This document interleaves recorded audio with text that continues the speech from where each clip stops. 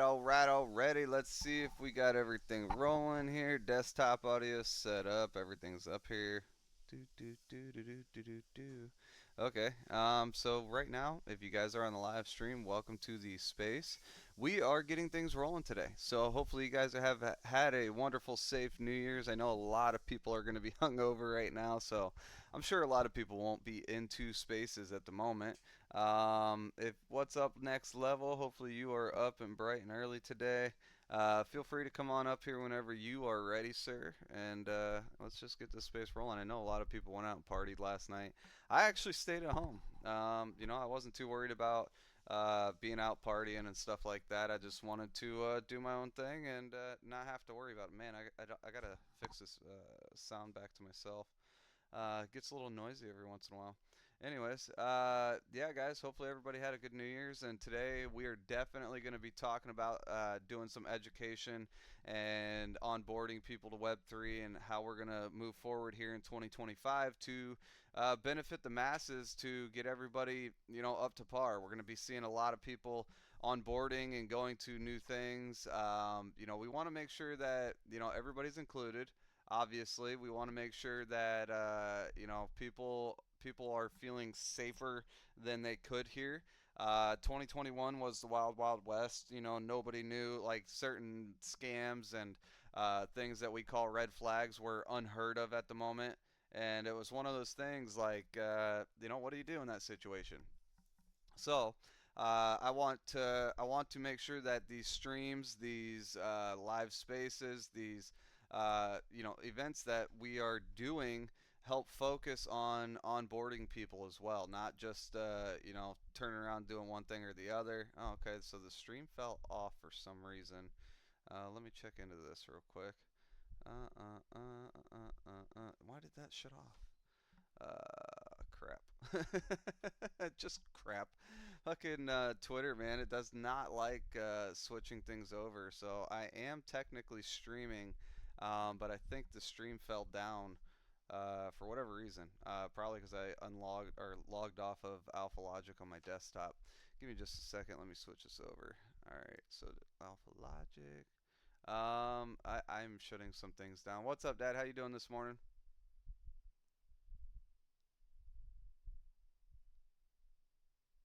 I'm not sure if you're having some audio issues here. I see you keep popping up and then going down and then whatever.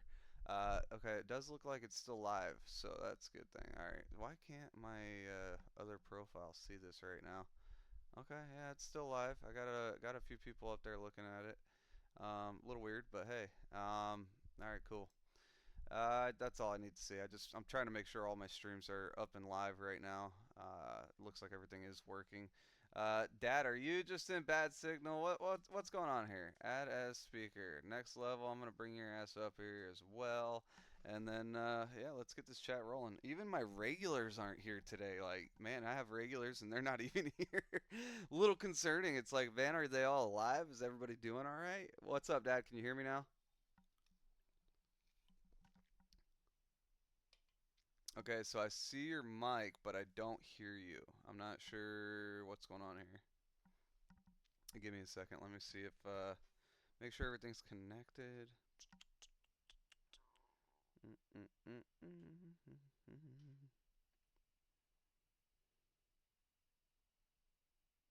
Okay, next level's up here talking to. So this got to be me. This got to be a fucking thing on this board. Give me a second, guys. Oh, dude, did I switch something? It's on mix minus. Yeah, like it's not even showing. Oh, let me disconnect this Bluetooth real quick and reconnect it. I'm guessing it has something to do with that. Just one moment, please.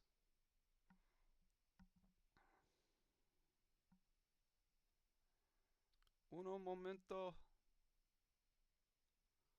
Information. Disconnect. All right, let's disconnect here. Yeah, I could hear you now, but I just disconnected you from the Bluetooth.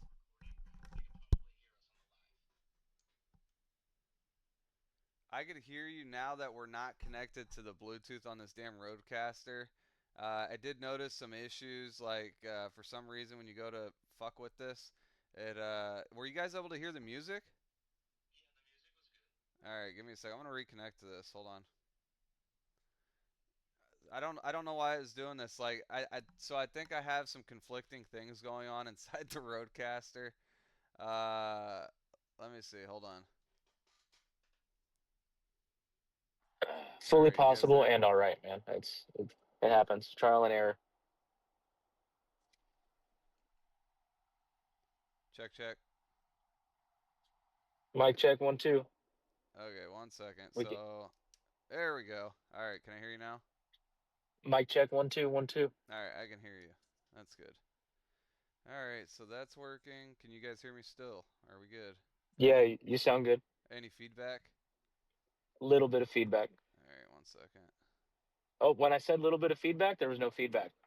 It was just an echo, maybe. Yeah, yeah. I think you just let that was lag. Oh no, there was an echo there. All right, hold on one second. Um,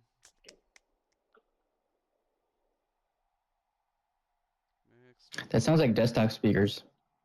Nah, it's just I think it's all right. How about now? Hello, hello. Yeah, a little bit. So I'm gonna mute this mic. I think this mic on this damn headset's like ultra sensitive and picks it up for some reason. I'm gonna mute this and then go ahead and talk and see if you can hear it. All right. Hello, hello. Mic check 1 2 1 2 1 2. Mic check. Mic check. Mic check 1 2 1 2 1 2. Mic check. No reverb. No splashback. Nothing. We're good. Yeah, so the issue is this fucking headset is like ultra sensitive. And what I did find out last night, so I plugged in, I have well, I don't know if anybody's watching this live stream. I have another set of headphones that is technically connected to this thing. Let me see if I can hear on here again. Check, check, check. No, I still can't fucking hear. All right. Anyways, let me shut this off.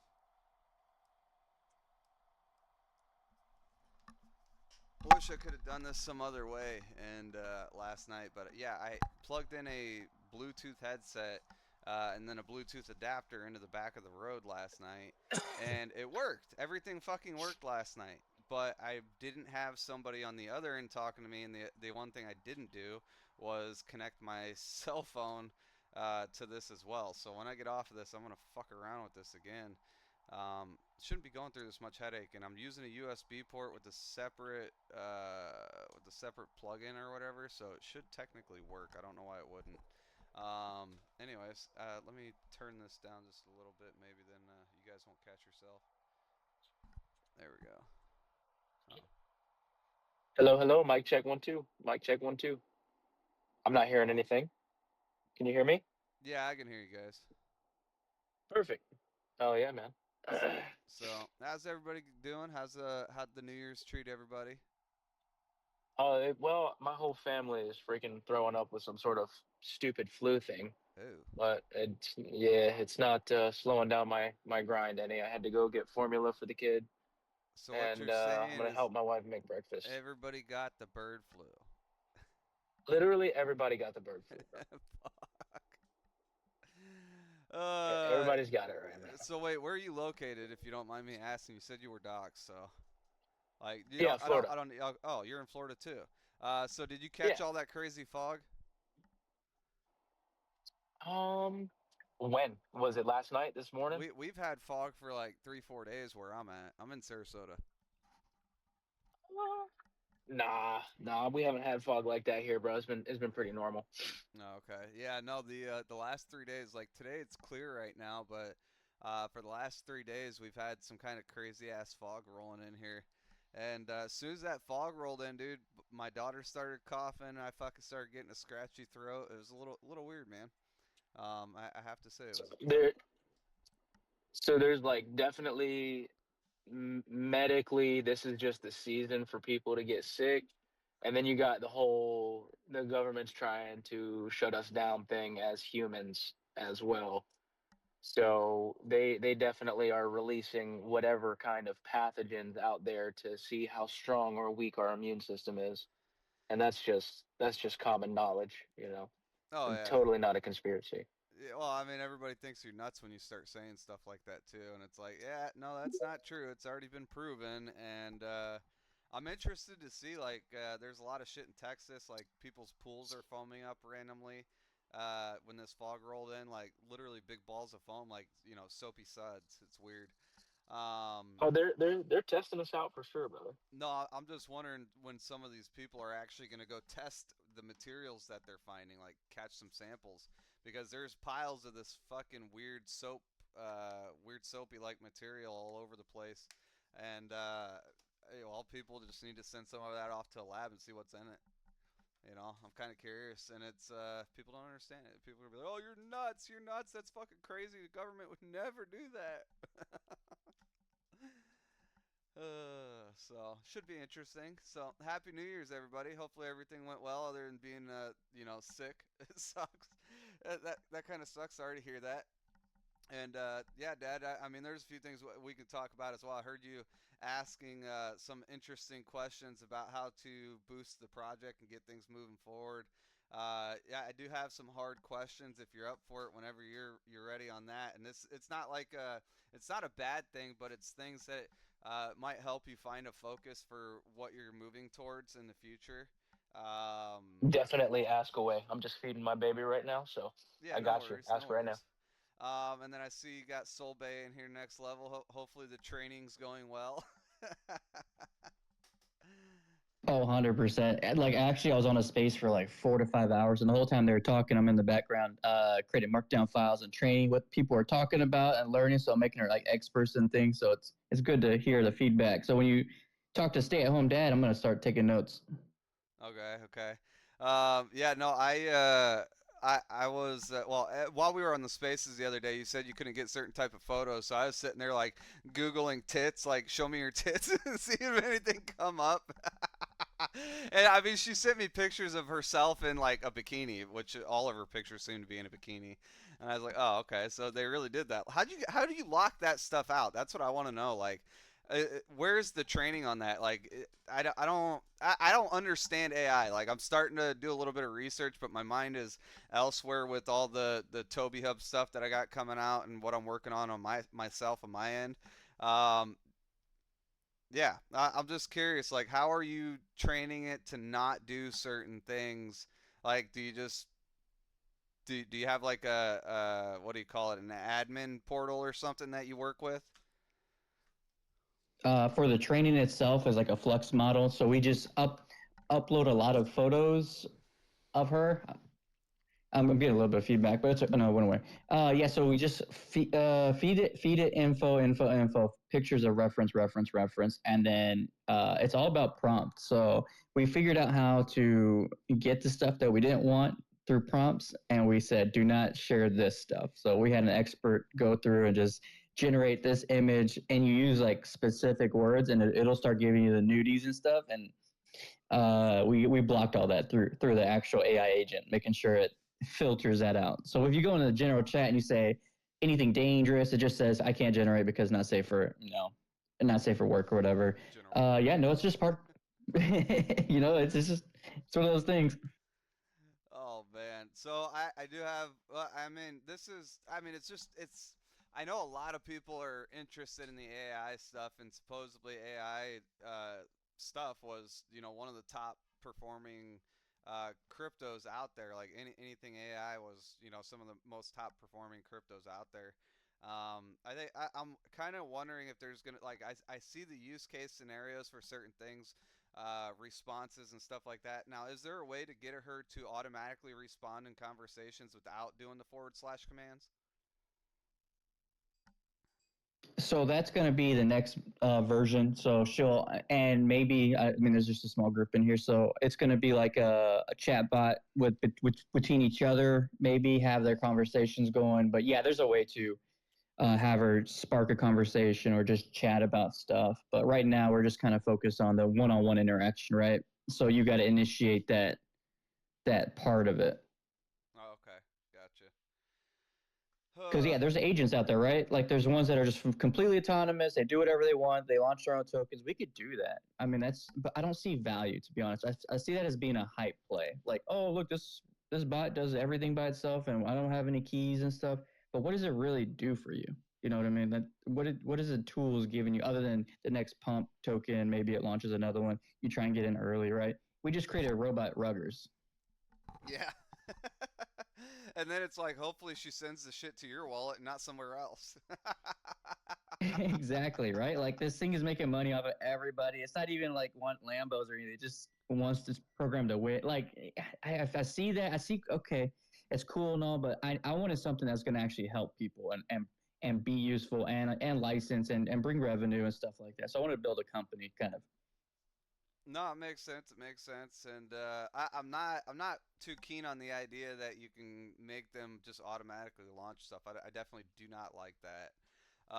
You know, and because we already know if there's a way to use something in a bad way, people are gonna do it. Like flat out, there's no questions asked. It's gonna happen. You know, so it's like, how do we avoid, you know, using AI for that and having people turn around and use it bad in a bad way? Obviously, we don't want it launching a bunch of rugs. You know, and it's questionable, obviously, and I'm sure you have to figure out a way to fund the wallets and stuff like that to get them to, you know, properly trade through the right things and stuff like that. But and then you also have to tell it, like, you know, buy sell limits and stuff like that. I'm just wondering, you know, how far does this go? You know, how deep is this rabbit hole when it comes to AI? Personally, like realistically, making people's lives easy and stuff like that, I don't think AI needs to be involved in that at all. Especially after watching some of these, you know, movies that we have watched with Will Smith and stuff like that, with you know, the robots and all that shit taking over and doing all kinds of crazy stuff. It's like we're there. Like Elon has created those fucking things, and I'm like, oh my god, we're all doomed.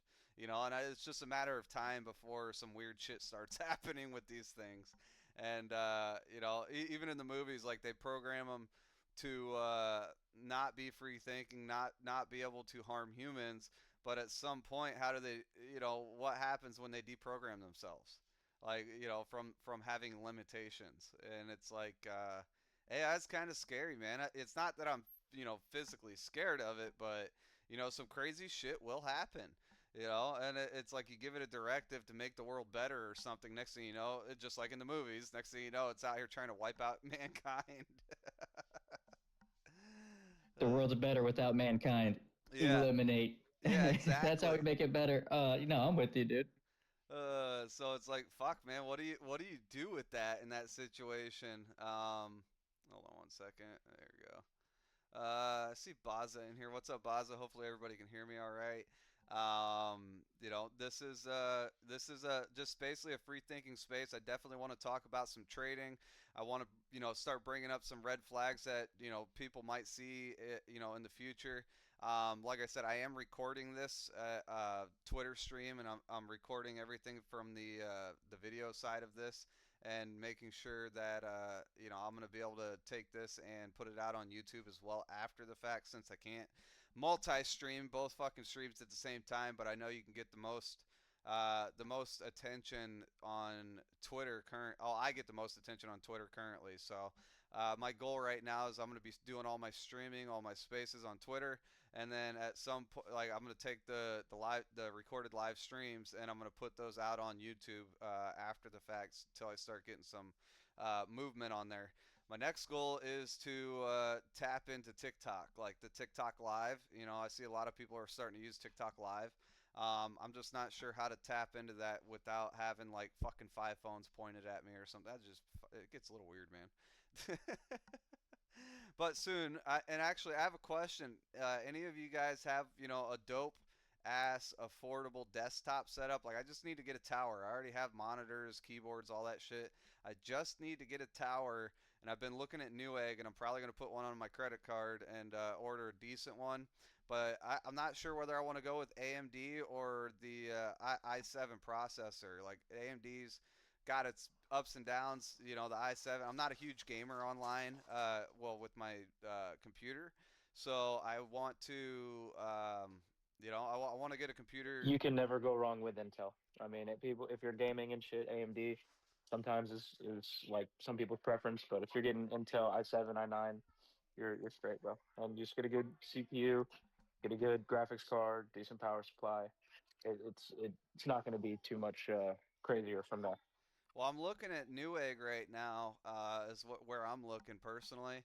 And you know, if you just hit gaming, generally the gaming computers on there have the better graphics card, the better processors and stuff. So I'm looking at the gaming computers on there specifically.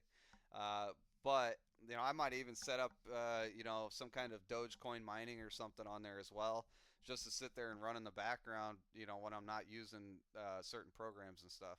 And I don't do a whole lot of like I do all my graphics, my artwork and stuff on a tablet. I don't do it on the computer.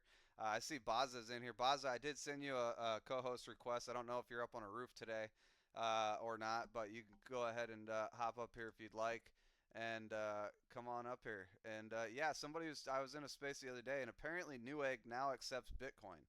I think that's pretty fucking dope. I don't have a whole lot of. Actually, I have some Bitcoin. Uh, I don't know where the fuck the wallet went. Thankfully, it's not like a crazy ass amount of Bitcoin in that wallet, but still, you know, it is what it is. And yeah, apparently Newegg's accepting Bitcoin now, so that's pretty dope. Let's see, gaming desktop PC. Let's see what they got out here. And if you're on my live stream, you guys can see what I'm looking at. Let's set some parameters here. See, I don't even know what what cards to go for here. I don't know what graphics cards or anything like that. Like I know you need a good graphics card and a good processor for mining. I'm gonna say let's set a limit of $1,200 just for. And we're just doing the PC, so this isn't packages. Um, let's see what they apply. Let's see what they pop up. All right, so this one is a what is yeah, see I've never really messed with AMD processors. This is AMD Ryzen 5, you know. And anything in the $1,200 range doesn't seem to have a oh, let's see. Let's see if there's an i9 under 1,200 bucks. Oh, there is. Okay, okay. So Cougar Battleship Gaming Desktop. Let's see. i9 Wi-Fi built in, 1 terabyte. Okay, there's a few different ones on here. I don't really care about all the extra colors and stuff. My between this Rode Duo and my keyboard, it's like I don't need all the extra colors. I look like a fucking rainbow over here blasting out of my room for God's sakes. I don't know why that's so appealing to people. Oh, so what kind of video card should I be looking for? Any Well, don't look specifics? at my computer then. Don't look at. Well, it all depends on what you're going to use it for. My freaking unicorn computer here looks out of control with rainbow lights and stuff. I built it myself though, so it's one of those things. It's. Are you gonna do video editing? Are you gonna do video games? Are you just gonna go live on the camera? I mean, you really don't need to overspend if you're just gonna do simple stuff.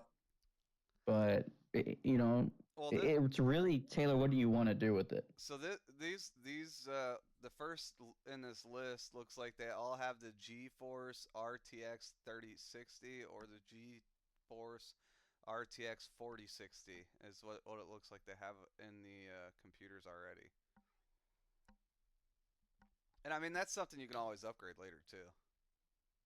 Yeah, yeah, and you also want to make sure that they're name brand stuff too. Inside some of these pre-builts, they have these graphics cards that use like inferior chipsets and stuff. So, and then you also want to make sure that they're expandable because there's some pre-builts that have like no room for upgradable RAM and they're micro boards and things like that. So it's if you shoot me what you're going to think about ordering, I could look at it and let you know if it's going to be a good upgradable or just let you know, hey, straight up, you're probably never going to be able to do anything more than what it's capable now, you know? Yeah. Okay, so I'm trying to figure out where do I find that information in here. Hold on. Um, let's see. Memory capacity 16 gigs. Okay. It should say number of slots. It'll say upgradable to, 64, 128, whatever the limit is, because each slot could be limited to a certain size RAM stick. And then onboard memory, right? If you want the M.2 flash storage, or do you want like traditional hard drives? All that's just for load speed and drawing information quickly, you know. Like I said, if you're not gonna use it for anything super powerful and you're just surfing the net, fucking, Well, that's just it. you're gonna I be fine. want it to be super powerful, but obviously under 1200 You need bucks. to get you need to get something that has like an M2 capability where you can get an M2 memory card because those things are fast. You need to if you got the money and there's 40 anything on there, try to get a 4060 or a 4070. If you're looking into mining, you want something that's going to have a higher hash rate. So you need something with some video memory. Um, if that's what you're looking for, right? I mean, because What are your he's thoughts on refurbished computers from Newegg? I have great thoughts on that. I mean, as long as they have quality parts in them, it's not like they're going to send you something with a virus in it or something that doesn't work. And typically the warranties are better. Let's see, Windows 11, Intel i9, video memory 10 gigabytes. What the fuck? Okay. Huh. Dude, there's just so many fucking options nowadays. Like I remember back when the computers first came out in the 90s and home accessible and easy to get. Oh man. There's like three brands you can pick from. Yeah, no, I mean it really comes down to what you're really looking for. Because I'm a guy that builds my own PCs, right? And I go overboard. I buy the top of the line, and I use maybe 1% of it. So it's just more of a hobby for me than anything, right? Well, it's like I keep seeing Cougar. I've never even heard of that brand for God's sakes. It's called Cougar. On here. Like, Yeah, I've never heard of that one either. Usually it's like iBuyPower or not Cougar, but there's a few that float around, especially they made it to Best Buy. But yeah, you just be careful what you're getting. I see that the ease and pre-built, so don't get me wrong. That's right out the box. well, I mean, I could build one. I've built a computer before, and it's just I don't want to have to deal with it. Because then you got to go. Well, and it's the other thing I don't like about building a computer is like you got to turn around and pay for the Windows as well, and the Windows is always at some kind of bullshit exuberant cost. Like, what do they sell Windows 11 for now? I haven't even priced any of that out. You just buy the key though if you want it. It's like $12. Really? Yeah, it's like SD key or something like .com, or there's a few Also, sites that unlock it for you for like $12. No shit. yeah, weirdly enough, Groupon has like super cheap shit like that too. Huh. Like, just being honest, it's not as expensive as you think. Okay. And you could always do it the DGen way too. Pirate Bay, LOL. Oh yeah. Pirate Bay, or leave the watermark. Just leave the watermark on there. It's fine. It'll runs fine. Yeah. No, well, I just, last time I remember even pricing out Windows, and this was eons ago, the last time I built a computer, fucking 10 years ago. Actually, longer than that, because I've been with my wife for 13 now, so probably 14, 15 years ago. You go to buy Windows, and you're spending like $600 just for the Windows and it's for the key and stuff, and it's like, what the fuck? So if it's only, $12, that's not much. Now, is that like a subscription fee, or is that like you got it and that's it? Is it one time? I've used it on multiple PCs. You can use it about 3 or 4 times. Then I just buy another one, but it just unlocks. But Yeah. thanks for carbon dating yourself, dude. With I've got mail. Yeah, right. I've got mail, dude. Uh, I still have old accounts that are linked to my old AOL accounts, and I don't even know how to access those. Like, and I don't remember what it was. I was trying to access, I think, a Facebook or something from back when I first created Facebook in my original Facebook account, and I couldn't access it. And then what was the old? Oh, MySpace. So somehow MySpace is still up and running. I was trying to access that too, but it was linked to my old AOL account from back in the 90s, like when my dad got that computer off of the what is the Buy Network or whatever on TV. Got the most expensive, coolest computer, and it's like, oh, dude, those things are dogs now. Let's see. Okay, so AMD. Yeah, I mean, there's just so many different options out here. What the fuck? So how is okay? This doesn't make sense. How does this have an AMD in it? Let's see. Let me go read through. Yeah, AMD. Okay, GPU VGA type AMD Radeon RX 6700, but it says it has an Intel i9. What the fuck? I don't understand. You read that too fast for me. Sorry. What was that? So it says the GPU is an AMD Radeon, but in the description it says it has an Intel i9. Oh, because that's CPU and GPU. There's two different brands in that computer, which is fine. They'll work just fine. So AMD usually runs on the cheaper side. You get more power, more bang for your buck, right? But Intel always runs a little bit better. AMD runs hot sometimes for me. I have an AMD system. I don't think I'll ever go back. I mean, use it again, AMD. I'll probably just spring the extra money and do Intel, but they just got too pricey, dude, for their performance. They're just like, we're the top dog. You got to pay for the brand kind of style, right? So On I was like, let me AMD try or AMD. It Intel? works. Intel has always been overpriced on a lot of their stuff, Yeah. especially with this graphics card mining and the AI stuff and Nvidia, and it just went crazy, and then the market went hot for computer parts, and people were paying so much just because they wanted to mine Bitcoin and other tokens with these cards. So and Intel tried to release their own graphics card. I didn't really follow up with that, but that was garbage, I think. Well, I mean, what is like some of the top graphics cards that you want to look at? The NVIDIA RTX, the 4000 series, I would say, is where you want to aim for. Like stay-at-home dad said, with like a 60 or 70, would probably be good for you. You get really good VRAM, good speed, good power for what they are. Anything higher than that, I don't think you'll ever use.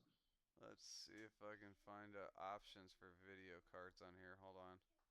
Well, most of the time you can always upgrade the video cards too. Exactly. So I would spring for more of a good CPU that you're not going to change, good power supply, good motherboard chipset, good quality there. Because you can always say, oh, now I'm doing 4K video rendering and I need more power, right? Like, just go buy another graphics card, throw that in there. Yeah. And I don't mind upgrading shit after the fact, but I want something that I can just plug in and get rolling on it right away. So let's see.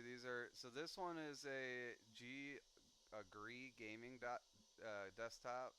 Okay, what's it got in it? It's got an i9, 16 gigs DDR, RTX 4060, 8 gigabyte, 1 terabyte, Zalman 3 fans, so it has 3 fans in it, whatever the fuck. Built-in Wi-Fi. The GPU is a GeForce RTX 4060, but I've never heard of this brand. Yeah, that's the hard part, right? You don't know who's building it and what they're using, but the 4060 is not bad. I don't see anything wrong with that. You just try to grab a deal too. I mean, it's hard for me to look at like here are the specs because all the numbers can be used the same. They could just say over and over 4060 i9 whatever, and it could be a garbage chips motherboard, right? Yeah. Let me go click on this one and see what the motherboard looks like. Hold on. Hold on. Wait, what's the difference between these two? These two look the exact same, but one's $20 more than the other. That doesn't make sense. Ooh, shout out to the crypto lounge. Thanks for shut up, brother. Yeah, we're just talking about computer parts and stuff, but the computer part of it, like I feel like it to me, I guess the comparable would be like V8, 350 horsepower, but you don't know like each brand, like you got Ram, you got Jeep, you got Chevy, and all these other companies, but they all have like that engine style, right? Like that's kind of comparable with the graphics card numbers and things like that. So you just kind of pick your brand you want to stick with. Like I use MSI, right? MSI is to me really powerful, and there's certain brands I pick because I know their quality is up to par, right? Well, this GRI, okay, so I found the difference here. This one has 32 gigabytes DDR capacity in it.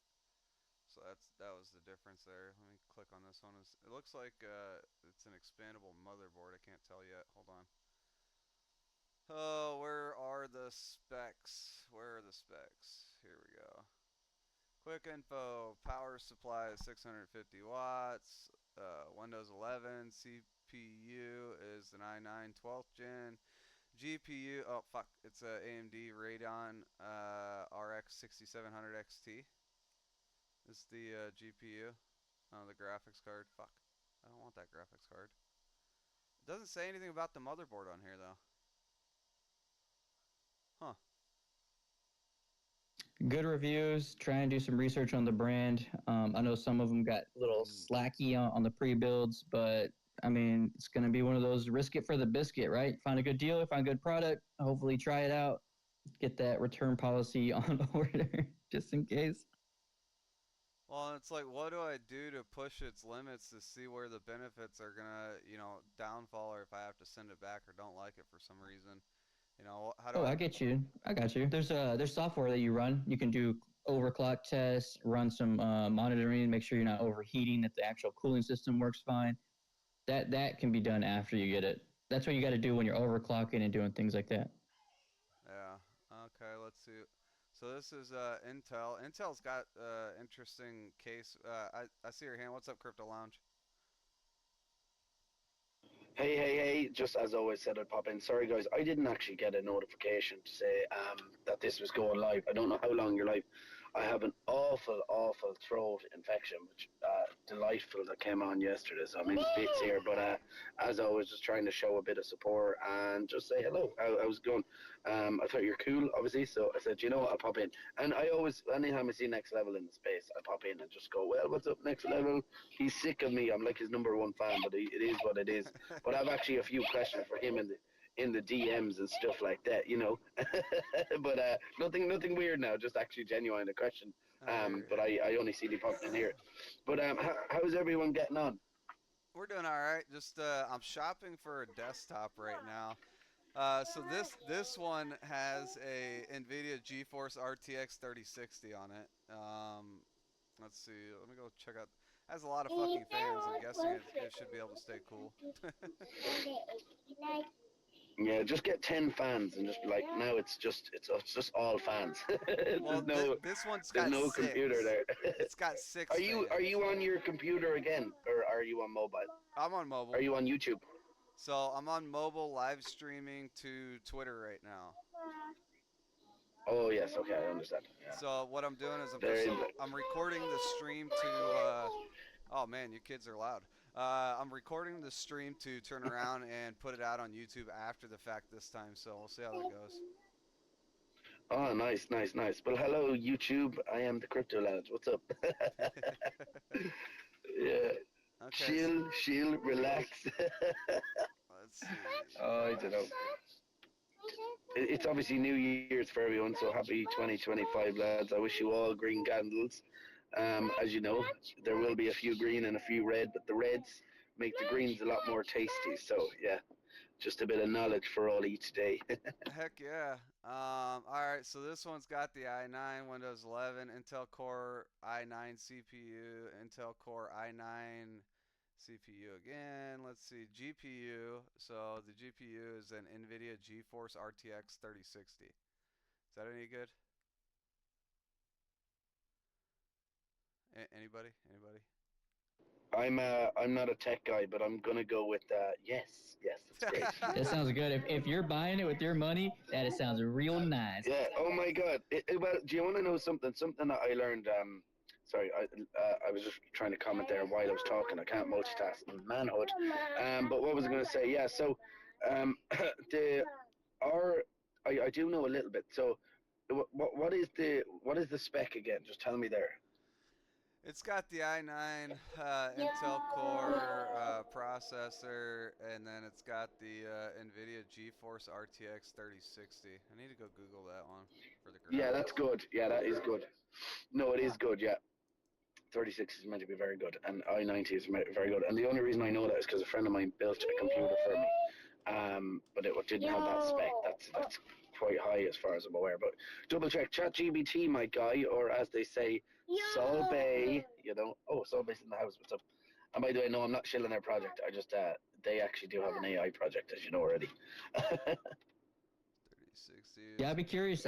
Copy the specs into the TG and DM her and ask her if it like what does she think about the computer specs? Maybe I'm kind of curious. This is relative Yeah, and put in for range, which put, indicates. put in price. Bang for your buck. So say, what is a good processor that would be between this range and this spec? Sorry, my son's in the back. And that might pop something up, I think. So the one I'm looking at, I just Googled it real quick, and it's user benchmark is what popped up for the first one. It's GPU userbenchmark.com, so it tells you whatever. It says effective speed negative 48%, average score negative 67%,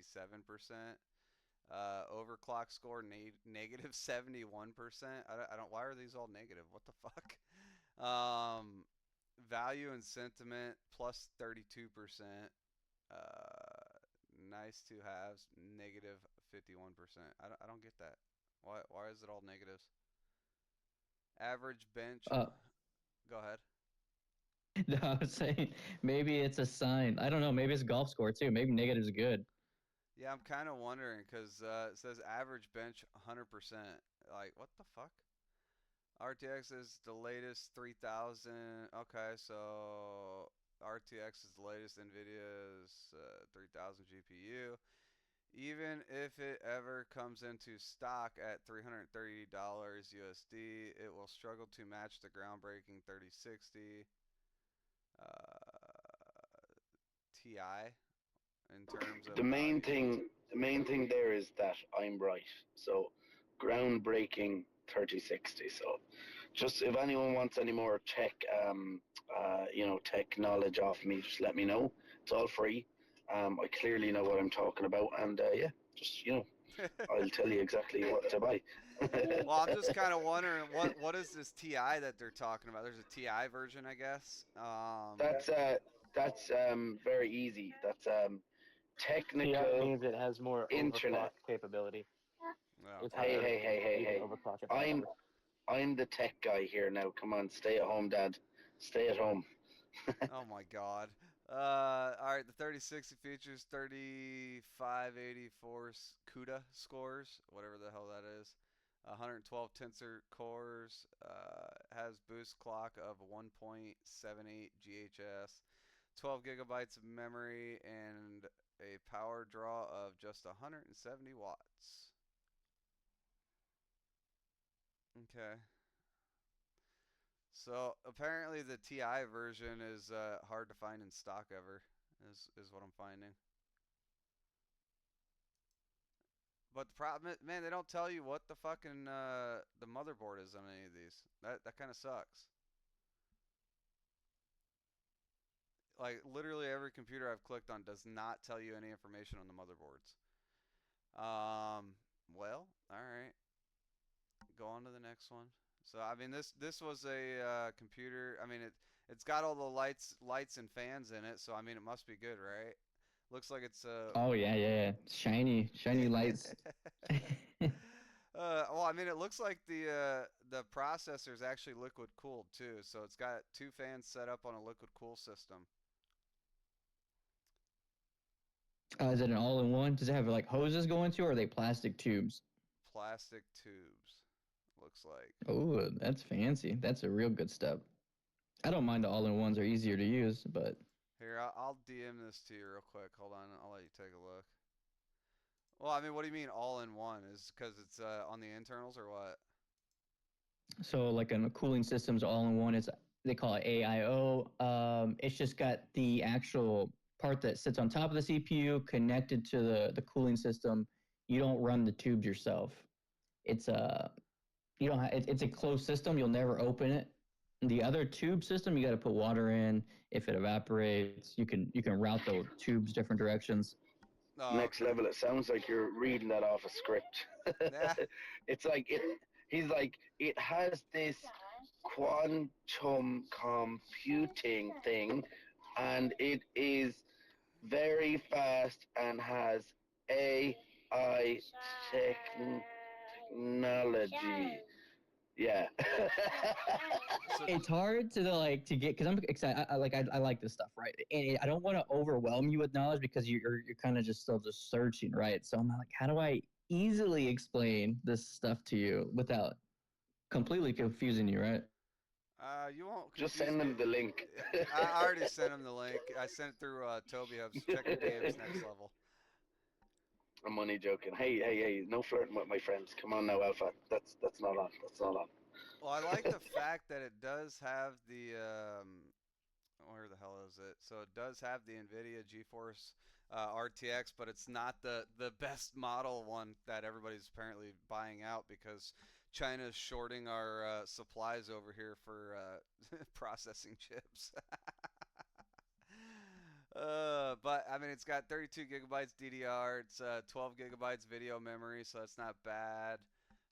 It's got the i9 processor in it. That's all right. You know, it's well, I guess the best one you can get right now. Tower doesn't look very tall though. It looks kind of fat over anything. And the problem is, like I said, none of these are telling you, and this is frustrating. None of these are telling you whether the motherboards are expandable or not. Like you can add more to it. I mean, it looks like it is. It's taking up the whole fucking case, and it looks like Okay, they're. so this is actually not a bad build here. You just look up the Asus ROG Z390 Phantom Gaming ATX board here. I can't tell. It's a mini ATX, so it's a smaller motherboard maybe. It's got 32. I mean, I don't think you would have any issues with this PC. I mean, the power supply is kind of lacking on the 500 watt, but if you're not really throttling that freaking video card, you're going to be fine. So this is actually a pretty solid computer. But how big of a fucking power supply can you cram in this thing? I don't even see one fucking sitting in there for God's sakes in the pictures. Where the hell is it? It looks like it's on the side of the case, yeah. So you're going to open the. If you look at the back picture, you can see where the power supply is in the top left of the photo. You see it's like up, tucked away higher instead of like traditional at the bottom. So it's Oh, sideways and up. so is it like built into the motherboard on that one? No, there's the wall. There's going to be a barrier there, and it's just on the other side of it. That's for cable management.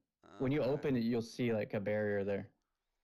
Yeah, I'm kind of mad. My wife, obviously, long time ago, built her own gaming PC, and the fucking power supply went out on it. And then finally, I bought her a brand new power supply. Like it was too much for the computer, but didn't need all that. But I did buy it a bigger power supply, and then now her fucking computer, like basically it's a case.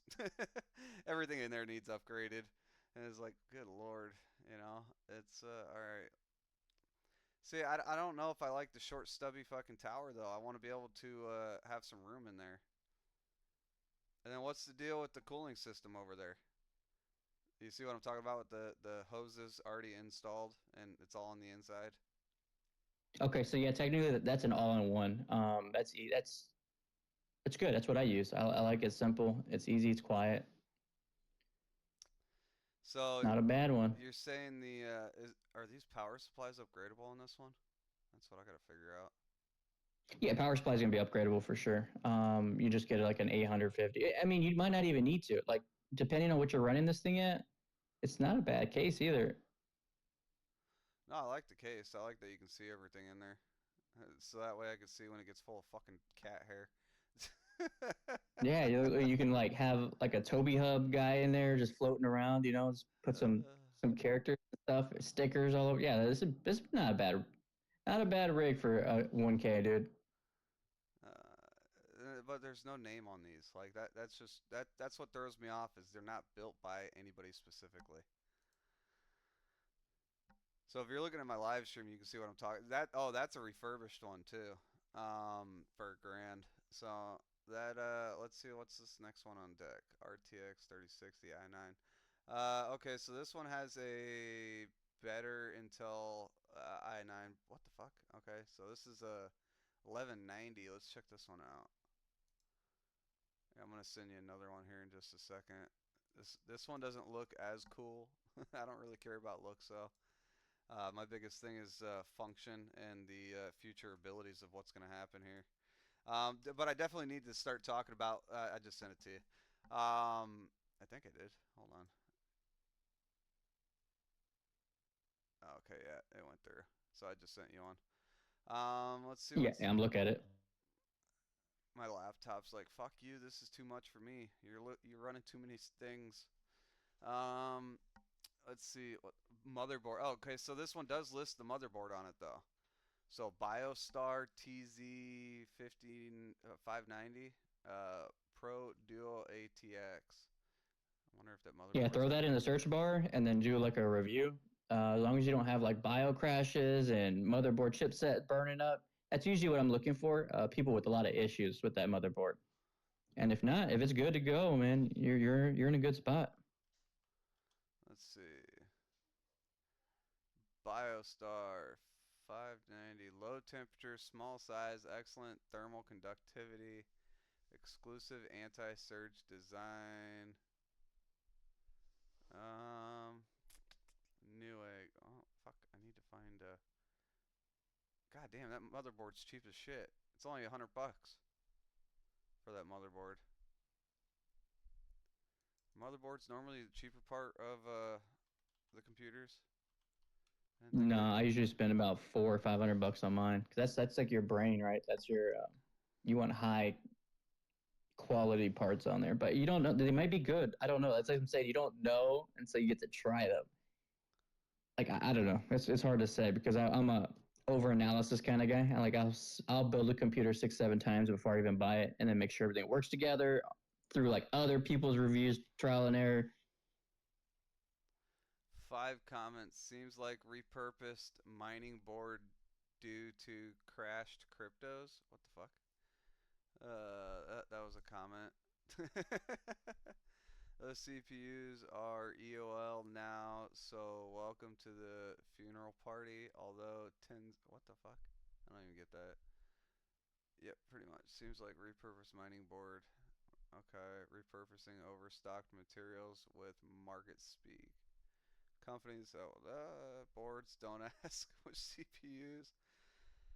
Okay, so maybe that one's not a good excuse me. Good motherboard. I don't think that motherboard's gonna be a good one from what I just the brief review I just read. So that's So a lot of them make money off of the parts, right? Like so they'll charge you $200 for that motherboard, get $100 motherboard.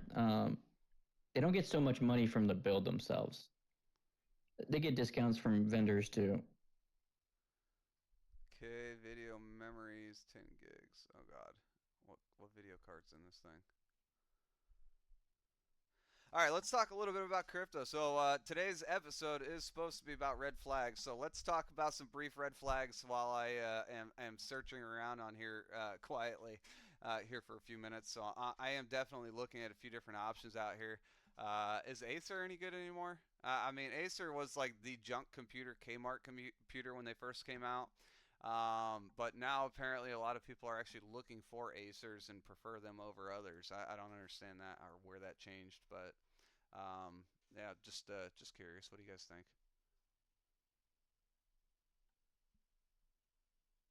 Nobody?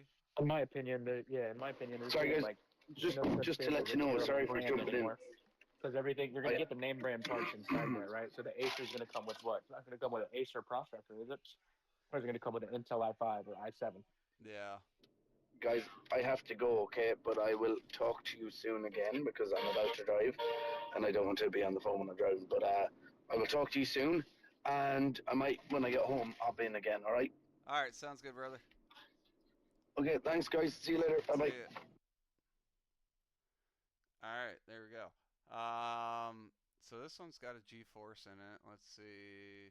Damn it, I can't help. I need to find one. I need to get a second setup. That's my thing.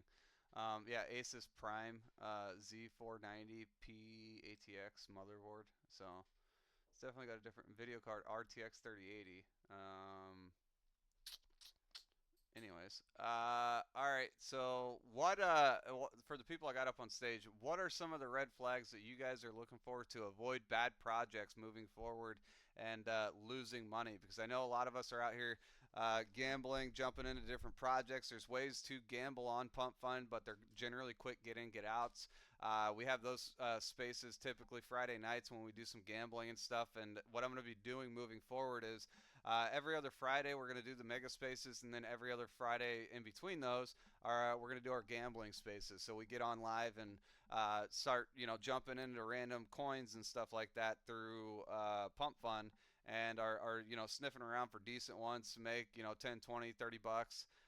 But they're generally quick in and out of the pump funds. And what the habit we picked up, and this was done through kind of came from Banksy actually, with the Pump Fund Pirates was we get in after the project's bond, because a lot of the projects move. We always find that they'll bond and then dump right away, but there's typically three pumps or so, roughly, with before it actually dumps.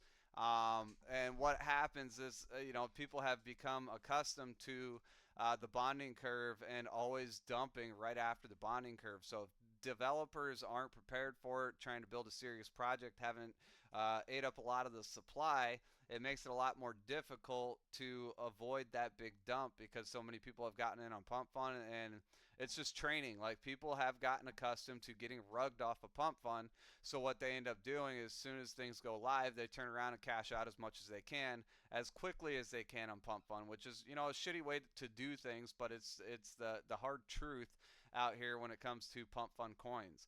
So the one thing I will say, red flags for myself, is look for a couple different things. If you're going to be sniffing around a pump fund, look for an aged profile, but obviously aged profiles aren't always beneficial because people can pre-create profiles knowing that they're going to rug people 6 months down the road, whatever. But when you're looking at aged profiles when it comes to Twitter, so good Twitter links and good Telegram links that you can get in. They're having live chats with real people talking, not just chats full of bots on Telegram. That's too easy to pay for and do on Telegram. So I want to talk a little bit about those type of things. I know Stay at Home Dad has a pump fund coin that he's trying to get to bond. But there's a lot of different headaches when it comes to pump fund tokens.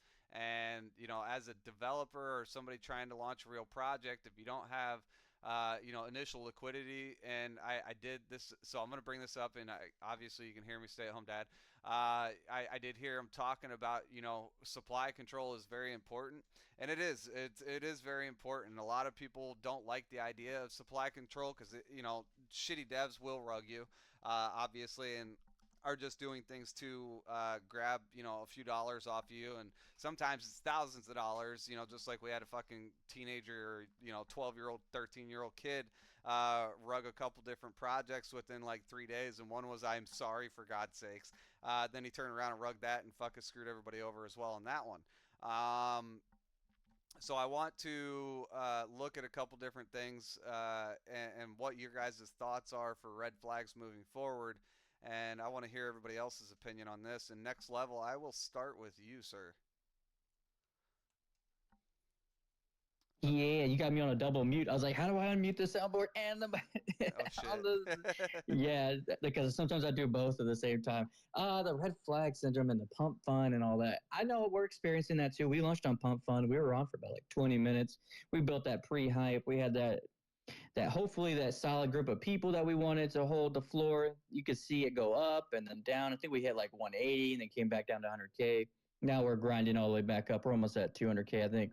Probably 180 seems like our sweet spot, but we're about to do our next push. We're looking for those solid foundation people that let us cook, right? You got to have that supply control. You cannot let people in too early because they can wreck you later down the line, especially if they don't know how to clip out, right? Like they do like 100 soul clips and you're just like, yo, you're scaring everybody. Red candle, everyone's going to run to the fire escape.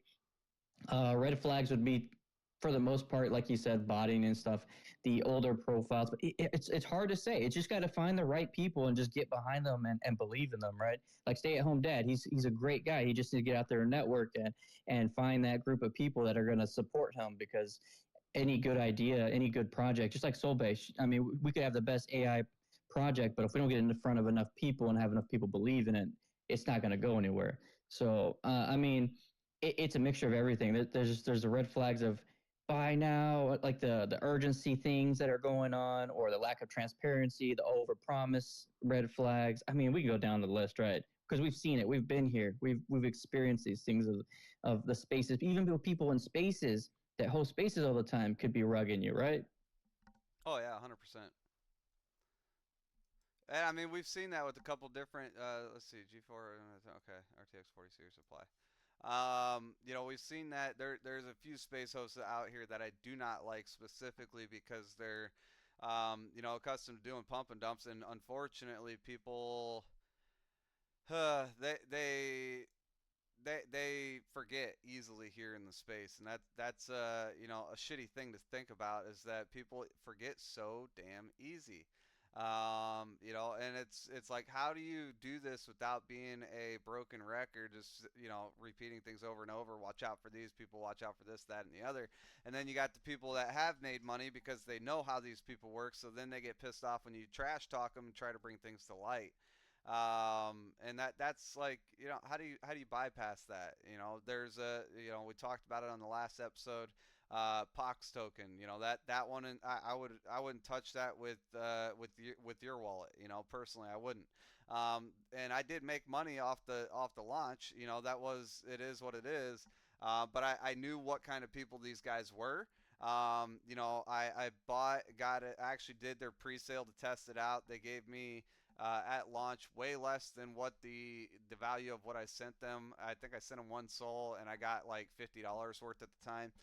But it did pump up to 100 million, and then I was able to profit an additional soul out of it. So I sold like immediately when it got to 100 million. Thank God I did, because now their floor is sitting at like between 8 and 10 million consistently. So it's one of those things, you know, what do you do moving forward? Is this trusted person in the space? Do they have a bad reputation? Um, are they experienced enough to deal with the headaches of projects? You know, how do you judge that? You know, where do you look at next level? I know you guys. Well, we're I got a hold of you through Bonk. Initially is where I actually met you. Are you still working with Bonk, or what happened with that? Okay, so that's actually where I was going to bring it around to is I've actually have the biggest L's are from Doc's devs. So the the don't I mean it's hard to say it is crypto space, right? I do know that they turned into the main dev left. I work with them still. I'm not part of the project. I've moved on because of things that they were doing in the background. One person, not the project itself. Still good people, still everything. They got hurt by one person. That guy left. But I do use their raid reward system still. The great project. They're trying to bring it back. They're sticking through it thick and thin. They're how long have they been open? Like a year or so. So it's a meme token with utility. So that other one was Cheeks, right? Like that one was garbage, and I was like, yo, okay. And I seemed like the Docs dev meta was not the play for me.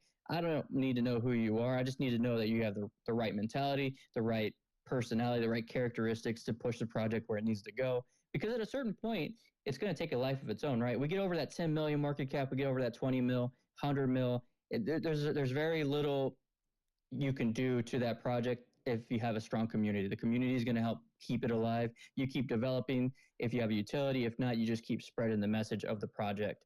But yeah, no, I'm still kind of in touch with them. I don't deal with them. I don't share their product. Like I don't shill it anymore. But that's how we met, right? With the ATM reward system. Yeah, exactly. Yeah, no, I was kind of wondering what happened because I do vaguely remember some people fighting about it. Oh, it got rugged, blah, blah, blah. I'm like, wait, what? It's still active. I don't understand. You know, so it's kind of the situation that kind of threw me off. Um, let's see. Okay, I want 1 terabyte minimum apply. Let's see. Okay, so this has reduced my options here to a either two Intels, but the cases are extremely small. Doubt they have enough cooling to run hard. But then the next thing's coming up is the Battleship Gaming Desktop. What the fuck? Sorry, sidetracked. Um, okay, so I hear you. I hear you. And then stay-at-home dad. How long have you been in crypto? I've been in crypto for a grip, not super long. I'm only 26, but 5 years, 6 years. Okay, so I mean that's a long time. Yeah. I'm Realistically, definitely familiar yeah. with the processes in the space. Okay, so I've heard your spiel before about you know, why you're doing it and stuff like that, and I do have some hard questions to ask, which I know a lot of people are gonna ask or are afraid to ask. Like they don't. The one thing I've come across is space hosts. They don't want to be seen as dickheads. I'm not trying to be a dick, but I always ask the hard questions, and some people are like, you know, I put them on the spot, and then they're like, oh shit, you know, I don't know how to answer this. So you're a stay-at-home dad. What is your source of income? You know, outside of crypto. Uh, Military pension. Okay, so Is that how you're currently funding and supporting stay-at-home dad? Pretty much. I mean, this is all community driven and community built. Most of the handouts that I've gotten have been that. They've been handouts. I think I've maybe paid total $200 for just somebody to help me with a website, and I wanted to throw them a bone, but Okay. not a whole lot. I'm not trying to spend $1 million on this operation, and with as much as I've learned, I wouldn't have had to spend nearly as much if I had launched off the pump fund. But go ahead with your questions. We can get to that later. No, no, that was an important one. I think you should make clear because a lot of times, and this is like we're just so I've been a shiller for many projects over the years. I've been a space host for 4 years now. I was one of the original mega spacers that had, I was one of three original mega spacers that had the biggest spaces consistently. Like I was running three mega spaces a week. They generally ran about 5 to 8 hours simply because I'd have anywhere from 50 to 70 projects come through my stage. And I have a whole part on my website that nobody can even see anymore on alphalogichq.xyz. And it was a scheduling part to where you'd click into it if you're a project. You'd be able to schedule your 5 to 10 minute shill time. And if you didn't show up, you couldn't get on. Period. Like if you weren't there on time, and generally, like I did a lot. It took me an entire day of back end work to make sure everything was organized for the next day's space. So I did it 3 times a week. Now I'm going to focus on doing that bi-weekly for now, and just because of how much admin work it takes when you get that serious. But then you have projects that um, they don't like the idea of schedules, and then you have some that like the idea of having an exact shill time because they just show up at that shill time and then they leave. The one thing, and this is talking ups and downs about both situations, so I go back and forth. A benefit was that people would get on, they'd have their shill slot, then they were done and off the stage, and they knew exactly what time they'd be shilling, so they were able to schedule it, make sure they were there on time, whatever. The downfall for everybody, and this is, as a space host, when you have projects in spaces and your project profiles in a space, people that follow you, people that are invested into your project, whether it's mentally, financially, whatever, they like to see their projects that see their project leaders working for their bags. Um, with that being said, a lot of times they're following whenever they're in a space, they would follow you into spaces because they, have your alerts on, they have their ringers on, and anytime you jump into a space and you jump on stage, they get an alert saying, hey, this person's speaking at this stage, and then you go click on it and join the space. So the one downfall I found is that when I was doing the scheduling, and I did have this requirement that they show up at, within 30 minutes to 1 hour of the space, whether they were actually listening and actively listening or not, I didn't care. But their profile needed to be in the space early, so that way, anytime those alerts go out or people with their ringers on, they would get that ringer saying, hey, this person's in this space, and we were able to attract a lot more listeners that way from all the projects that were coming in, not just the ones on stage or not just the ones that showed up at their exact shill time and then got off the stage and left the space. So it was a benefit for the project to be able to get in and out, but it was a downfall for the overall space and the other speakers and stuff because they weren't able to, I guess, cross contaminate each other with each other's projects. Um, back in the day, crypto, if you tried to talk about another project on a stage or you tried to talk about another project within the crypto, with whatever projects, Telegram, Discord, whatever, you'd get banned. Like straight up, you would get fucking banned for talking about another project within a project's Discord or Telegram or in their community. They did not fucking like it. Nowadays, it has eased up, but some projects are still very picky about, oh, you can't talk about other projects in here. That's what's going to be a versatile thing about my project, Toby Hub, because Toby Hub is part of Alpha Logic, is that we are going to have a shill channel for community shilling. So if there's other projects they're interested in, they can drop the information in there. But now if I catch people abusing that and using it, trying to use people for exit liquidity, and every day they're in there they're dropping a new project or something like that, yes, they will get banned. But it's for the community to be able to spread information. So like I said, there's ups and downs when it comes to being a space host, and this is like my full-time job. This is what I do for a living. Is I host spaces, I host stages, and reach out to broader audiences. I get onto a lot of different stages as a space host, so I'm invited up on a lot of different stages. 90% of the stages out there. So we do have some new space hosts out there that have never heard of me, but they've only been in crypto for fucking a couple months. All the OGs, a lot of the big projects out there and stuff nowadays. A lot of them started through my original spaces. So that as soon as I come in, you'll hear them, give me props or whatever for just being an OG in the space. Is because a lot of them started on my stages, and I'm trying to get back to that without having to be the tyrant and be the person that is like, oh, this or that, or have specific rules. Um, the reason I know you're a pump fund token still and you're trying to bond still. I find that you're pretty genuine, and I will tell you one of my original rules was no pump fund fucking tokens because how quick they rug.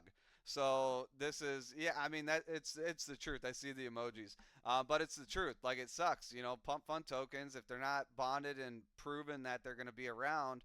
Uh, I have to keep my community, my listeners safe. It makes it more difficult in this situation.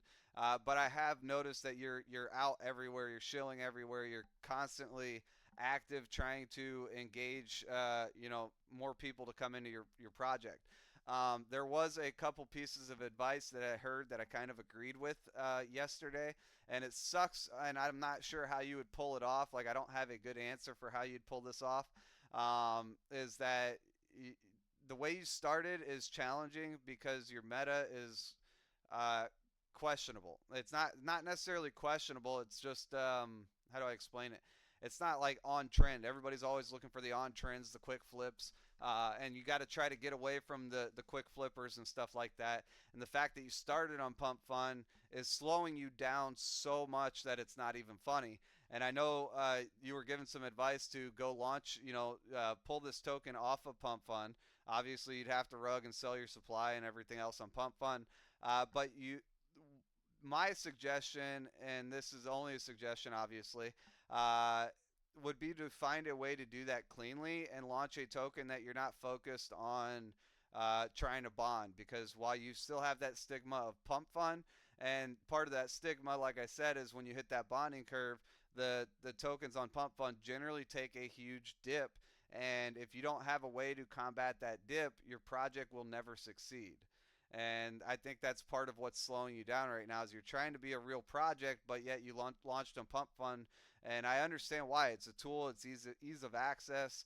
And there's a few different tools out there you can use to help boost your pump fund. We can talk about that a little bit on the back end, and I can direct you to it.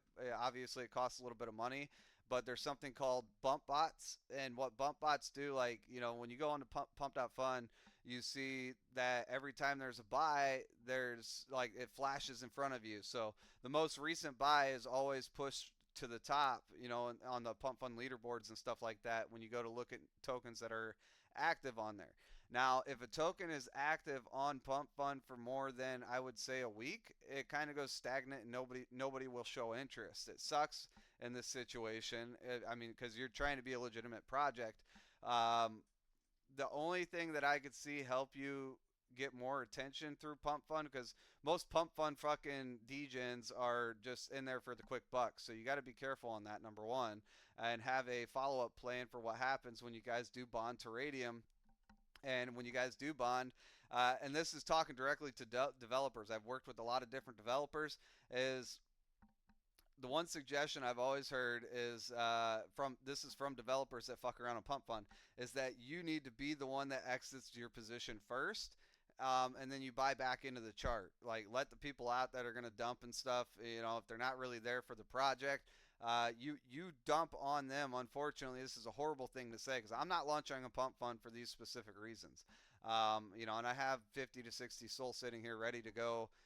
when I do my launch to parrot and everything else for my tokenomics. My tokenomics are also going to be different than the 1 billion. So it's going to be a little bit different than what your typical projects that people have become accustomed to through Pump Fund. Um, there's something called a bump bot. So every time what it does is it buys, sells, buys, and it just sits there, and you can adjust the rates that it buys and sells. And the whole purpose of this is to get your project to bump up on that leaderboard list and have fresh sales constantly. Like once you slow down on your sales, nobody sees your project anymore in Pump Fund. If you go, there's a couple different websites that you can go to, and this is one of the ones that I use when I'm searching for coins to get in and out of and do my trading nights on and stuff on a live spaces. But you have to be ready for that drop. Everybody's going to try to take profits on the bonding curve. And it sucks. Like it doesn't matter how much you say you have chads in your project or anything like that. There's the ones that come in and start bitching about who dumped the floor. Who dumped the floor are typically the ones who dump the floor, right off the rip, and they're just trying to point fingers and play stinky finger and hope somebody else gets blamed for it, whatever. Um, but you need to find something that is truly unique and something that you can give to the community that is not super expensive for you. Like right now, you have um, you're trying to benefit stay-at-home dads. Like you're trying to find a revolving. You need a revolving door basically when it comes to the financials. And I know you said you're not looking to spend a lot of money on the project, but you have to find something for your brand that makes you unique that people actually want. Whether it's Web3 oriented, whether you're trying to break into real life merchandise and stuff like that, you need to find something and prove that you're doing it, that you're backing your project or your business. Like you got to treat it like a business. If a business doesn't have a revolving door, people like the way I take your shill, and the reason I asked, where's your financials come from? Where are you making money from? Is because initially when I heard your shill, I was like, so this guy's a stay-at-home dad. He has no income, and basically he's trying to use us for his income. Like I don't like that kind of shill. I don't like the idea that a project is launching to use me as their income. Like I'm not okay with that. I'm trying to make money here, and you got to think this way because every fucking degen out there that buys crypto is looking to make money. And if there's not a way for them to make money, they're not interested in the project. So you have to find that revolving door that brings money into the project as well, not just the token is what brings money. Like getting as much as possible is what brings money because that doesn't bring money. You need something that brings money Right. And into I it. don't I'm not sure how much of like the intricacies I have actually like explained or that you've heard. Because one of the things that I'm doing right now is I'm opening a store, just an online merch store, and with the profits, 50% of the profits are going to start burning the supply, because exactly what you said, I have to find a solution to it, and so that on top of me going into spaces and talking to people and getting exposure and building a solid floor with a solid community is really the idea. Yeah. No, I get that.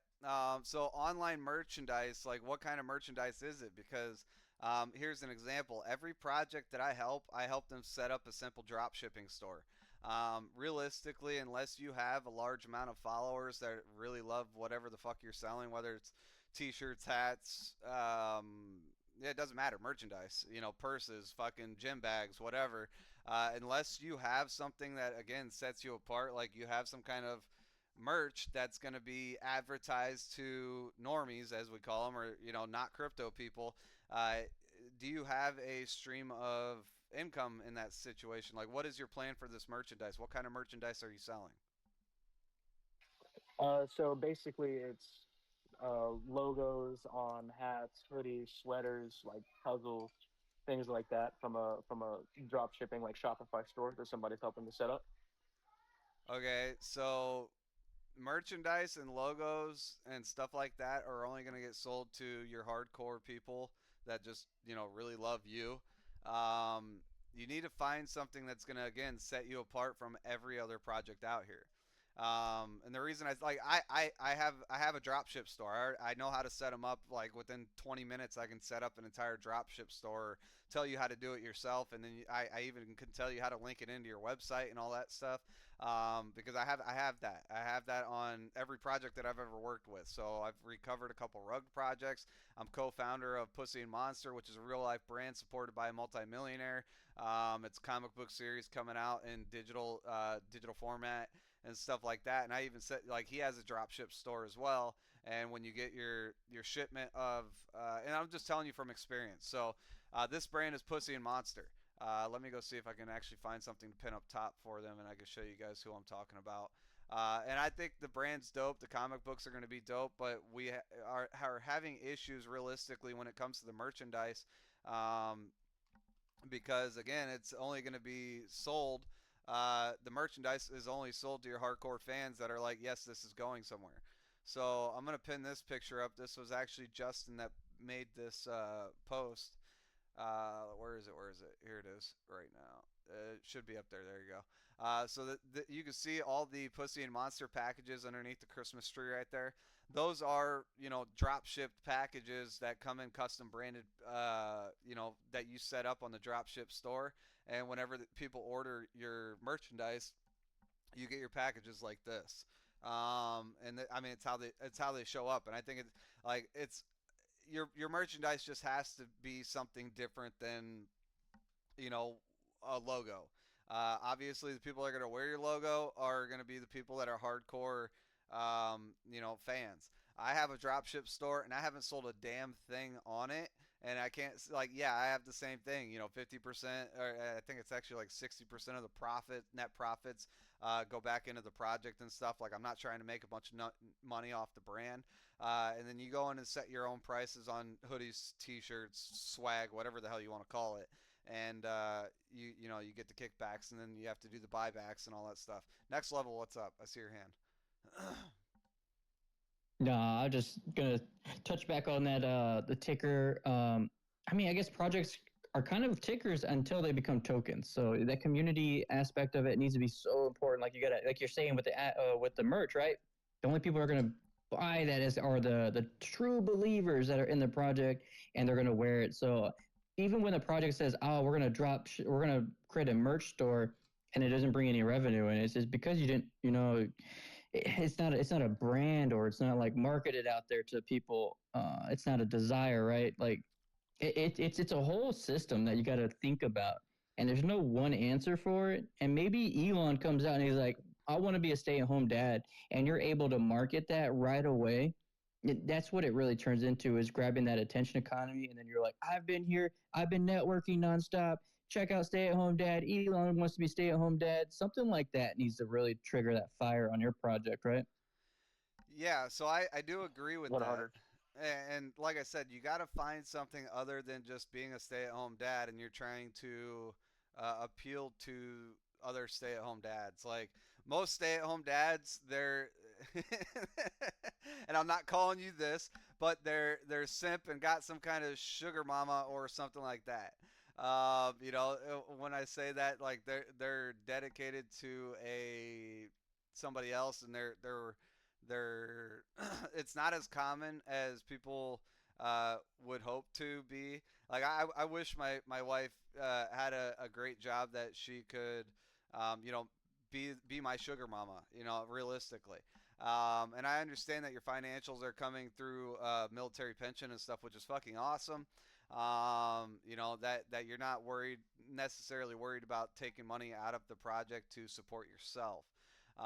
So I think like I said, finding something that's different is challenging nowadays, because when somebody thinks they got the newest different thing, uh, it's not generally new. It's already been played out, kind of like NFTs.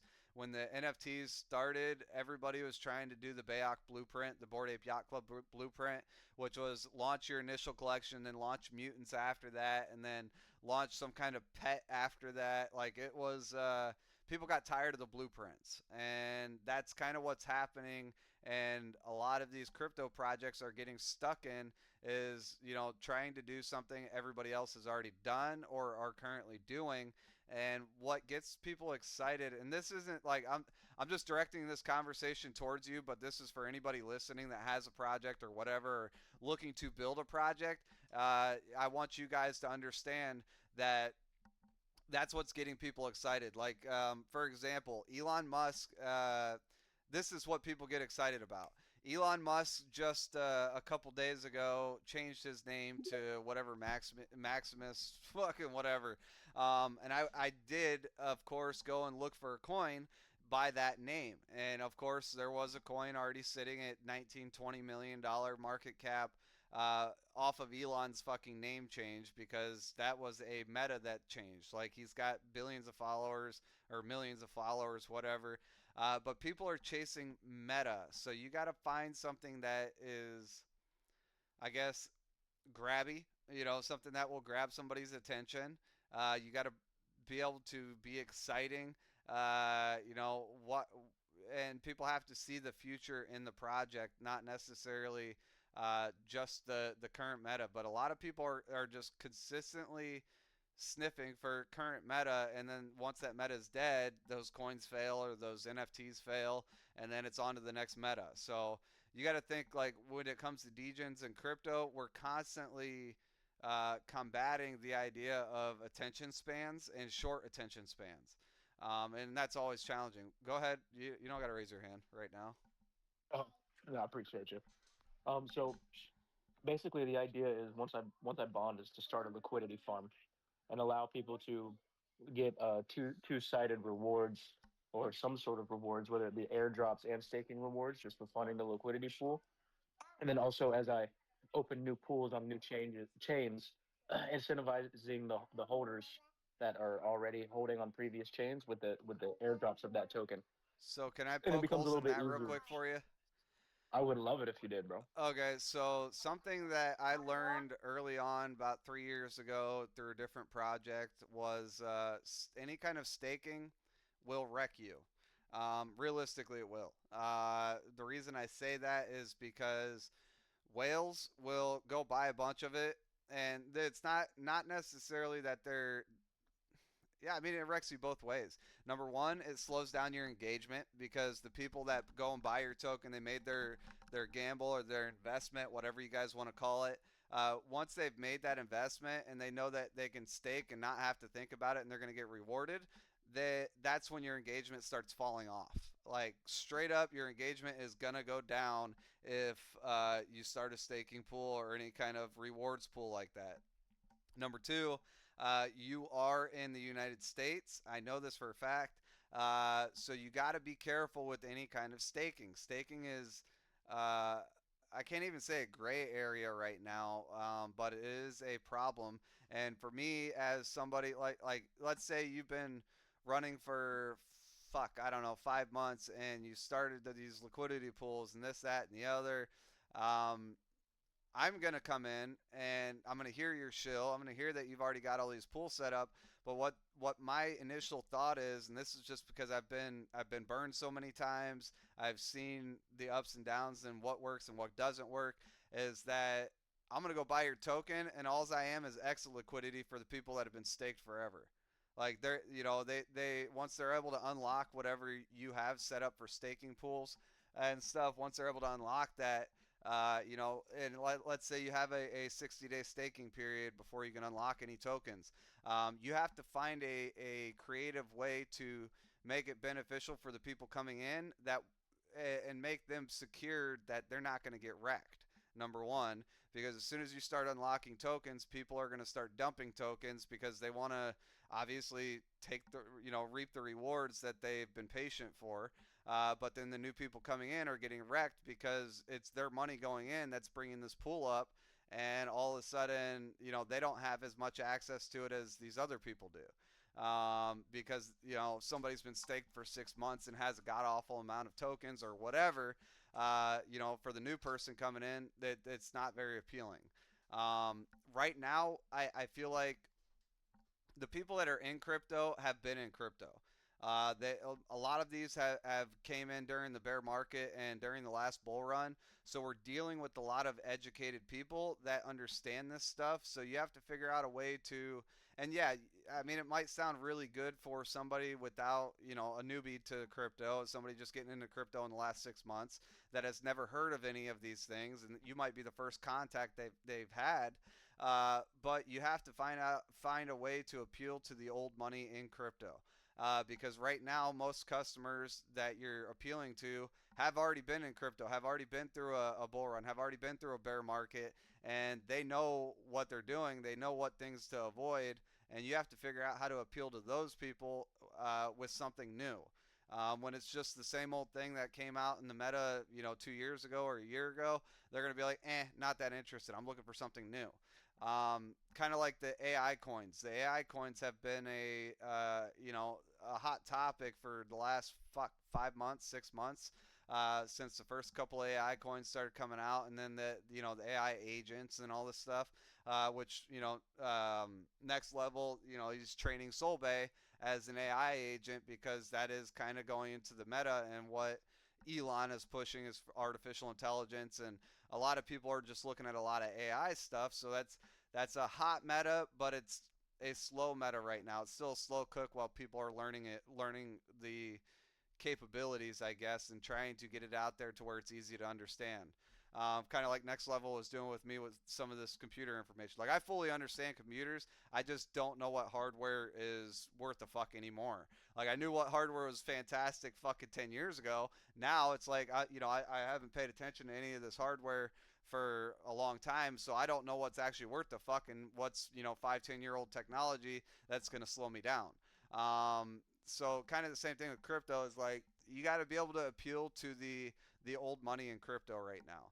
I don't feel like we have a lot of new onboarding happening yet. There's people like Haley that launched the Haktua coin or whatever and shit like that probably did onboard a bunch of people, but then she rugged them, and now they're not going to be interested in any fucking crypto.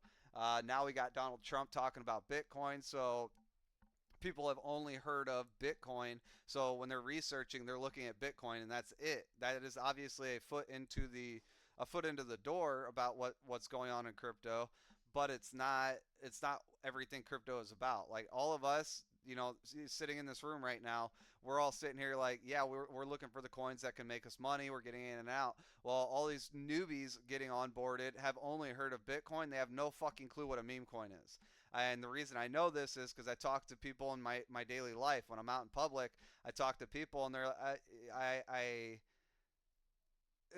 be like, "Oh, you're into crypto," and I'll be like, "Yeah, yeah, I work crypto for a living." And they're like, "Oh, so you must have a lot of Bitcoin?" And it's like, "No, I actually have no Bitcoin." And they're like, "What do you mean? How are you in crypto then?" So that right there shows me that the normies have no fucking clue what the hell's going on or what any of these other currencies are that we're gambling on. They know what Bitcoin is because Elon or Donald Trump said something about it, and the government's starting to talk about it.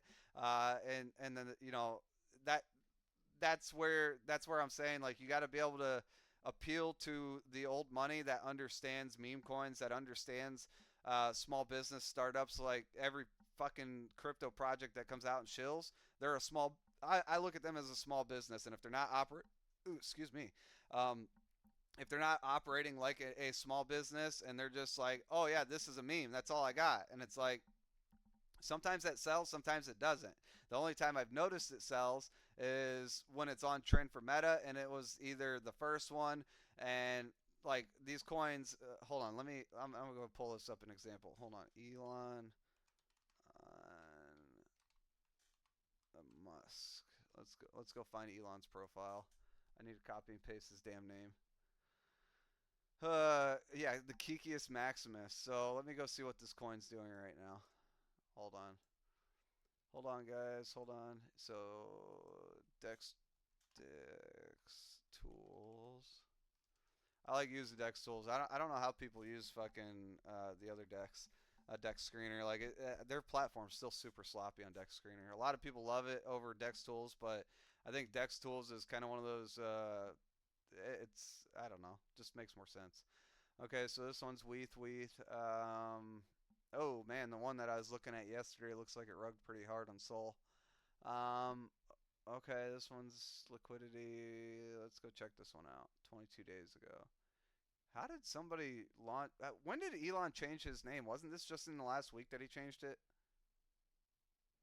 No, I it was think he like changed it like 2 days ago. Not even. right 2 days ago, like at like midnight or something weird. So somebody started a coin 22 days ago called Kikius Maximus. That's because Elon actually created like a he plays like video How is that games. possible? He just changed his name. Like it may be like 3 days old. Like Okay. we were just talking about this. Yeah. His character though it plays Caecus Maximus, so it was like a Uh, character he lost in his video game. They ended up changing his name to it.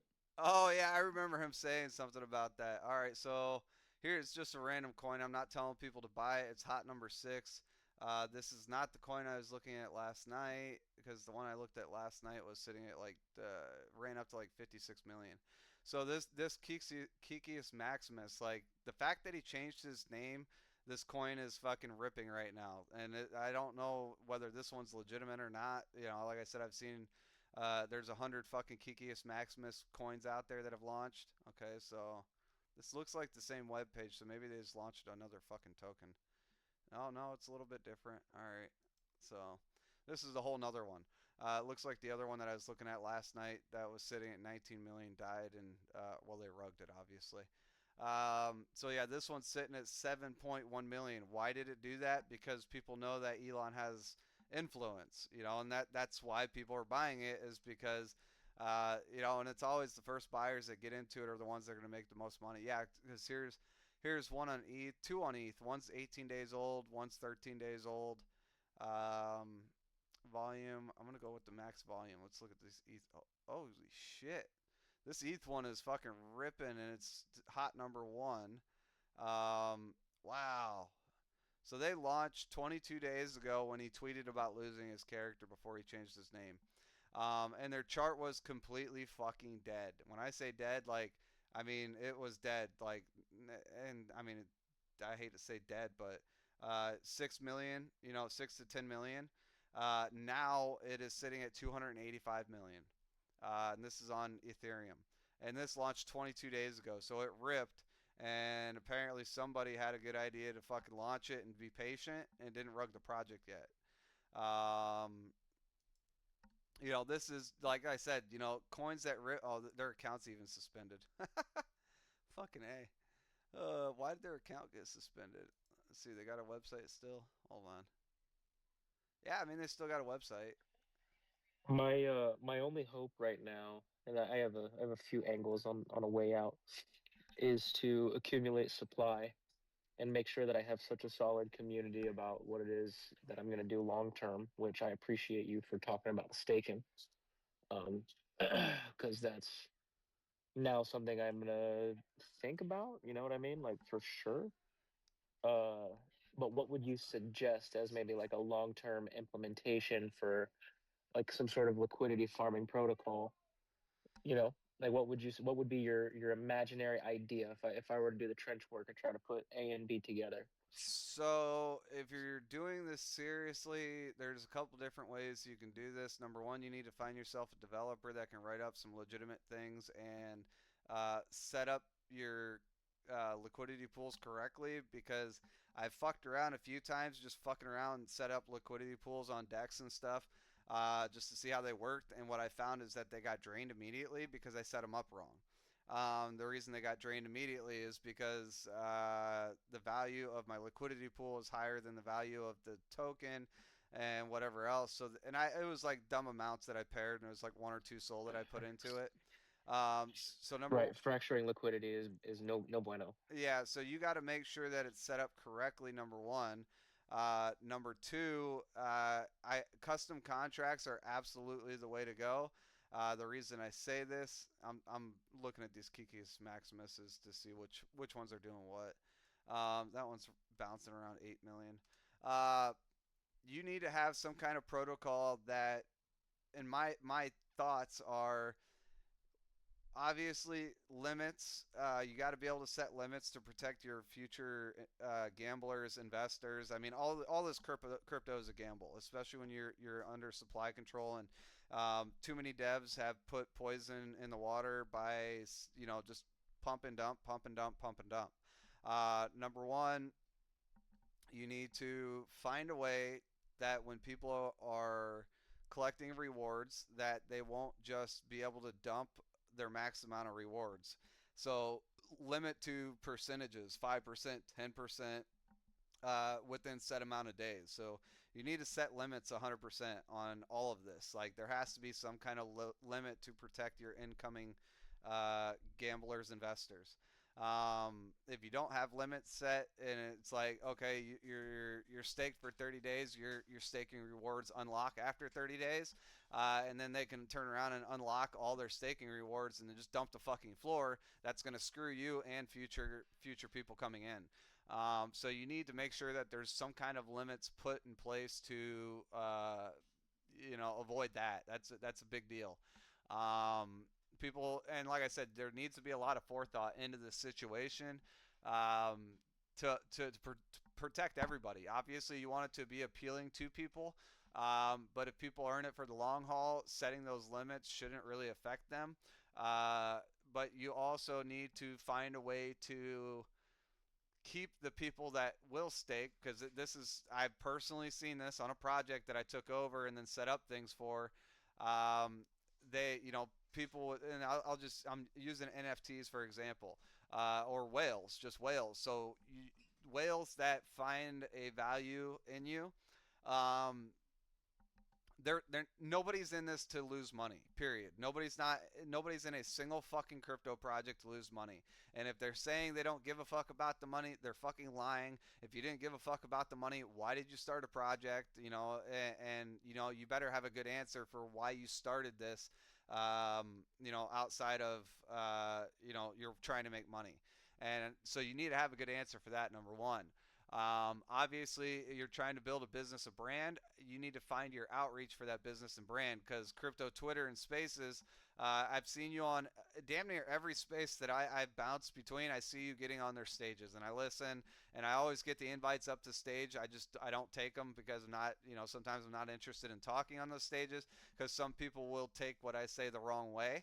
And it's not, I'm not saying these things to hurt anybody or hurt their feelings or whatever, but when you're honest, I think today's society has conformed too much to being sensitive. So I'm very blunt about my thoughts, and if people ask me my thoughts, I'm going to tell them. They might not ever come talk to me again because they didn't like my thoughts, and that's just the truth. So when it comes, okay, this is a pump fund token. I appreciate it because it's just challenging me to give me a solid, realistic angle to take, Yes. and So also it's just allowing me to think of it in a different way, you know. I do.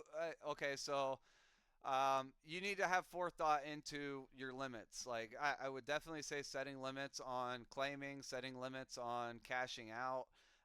There, you'll need an actual developer to help create some of these things, because the only way it's going to happen is through, like, if you're setting up liquidity pools, trying to get people in the liquidity pool, how are you going to control that liquidity pool? Because if I go and and people don't understand this, any projects that are like ripping and you can go make money from, you don't have to buy the tokens to actually make money from these projects. You can just go help fund some of these liquidity pools and add liquidity. And then, let's say you got in at $1 million and it ran up to $100 million on the liquidity pool that you invested into. You can go claim 100x, and you can go claim the money that was made inside your portion of that liquidity pool for how much you put in it.